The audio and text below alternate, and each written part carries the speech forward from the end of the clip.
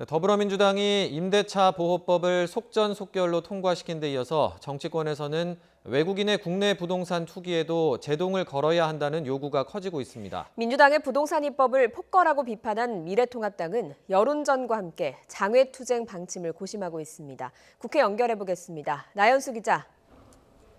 네, 국회입니다. 네, 상임위 안건 상정부터 본회의 통과까지 말 그대로 속전속결입니다. 이 부동산 정책만큼은 단호한 기조를 유지하겠다는 거겠죠? 네, 어제 본회의에서 2년 계약을 2년 더 연장할 수 있게 하는 계약갱신 청구권제와 임대료 상승폭을 5% 이내로 제한한 전월세 상한제가 담긴 주택임대차보호법 개정안이 통과됐습니다. 더불어민주당 김태년 원내대표는 오늘 오전 최고위원회의에서 이번 부동산 입법은 국민의 주거 기본권을 보장하기 위한 것이라며 큰 틀의 주택시장 안정이 예상된다고 말했습니다. 일부 시장 교란 현상에는 이렇게 경고했습니다. 들어보시죠.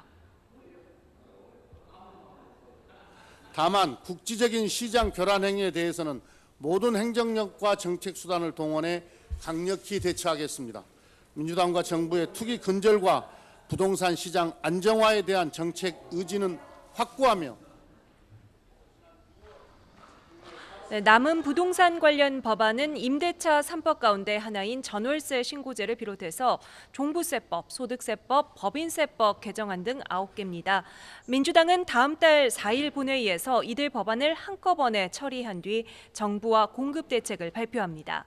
서울 강남권 등 일부 재건축 용적률 상향과 함께 태릉 골프장과 같은 정부 부지 활용 방안이 거론됩니다. 176석 민주당의 입법 독주에 반해 수적 열세인 미래통합당은 마땅한 선택지가 없습니다. 통합당 주호영 원내대표는 오늘 오전 KBS 라디오 인터뷰에서 강행 처리, 단독 처리라는 말로는 부족하다, 아주 폭거다라며 민주당을 비판했는데요. 오늘 오전 원내대표단은 비공개 정례회의에서 무제한 토론 등의 저지 방안을 논의했지만 딱히 실익도 실효성도 없어 뚜렷한 결론을 내지 못한 것으로 전해집니다. 우선 오만한 여당이라는 프레임으로 여론전을 펼치는데 주력할 것으로 보입니다.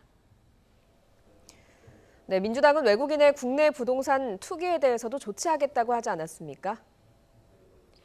네, 앞서 김태년 원내대표가 외국인 부동산 매입 현황을 살펴보고 필요하다면 근절 방안을 내놓겠다고 말했죠. 실제 지난달 한국감정원이 발표한 외국인의 국내 부동산 거래 건수는 2,090건이었는데요. 이 가운데 서울이 400여 건, 경기도가 1,000여 건으로 시장 과열이 극심한 수도권에서 외국인 투기가 의심되는 상황입니다.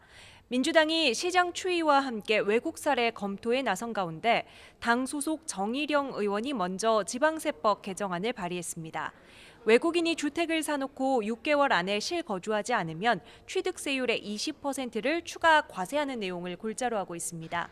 정 의원은 종합부동산세와 양도소득세도 마찬가지로 1주택자라 하더라도 실거주가 아닌 투자 목적일 경우 중과세하는 방향으로 법안을 준비하고 있습니다.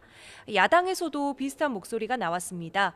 통합당 성일종 의원은 국내 부동산 시장 외국인 투기꾼들의 투전판이라는 제목의 보도자료에서 최근 6년간 외국인의 국내 부동산 자료를 분석했습니다. 다만 요구사항이 다른데요. 정부가 부동산 대책만 발표하면 외국인 거래량이 그의 평균보다 높아졌다며 민주당과 정부는 차라리 가만히 있으라고 꼬집었습니다. 지금까지 국회에서 전해드렸습니다.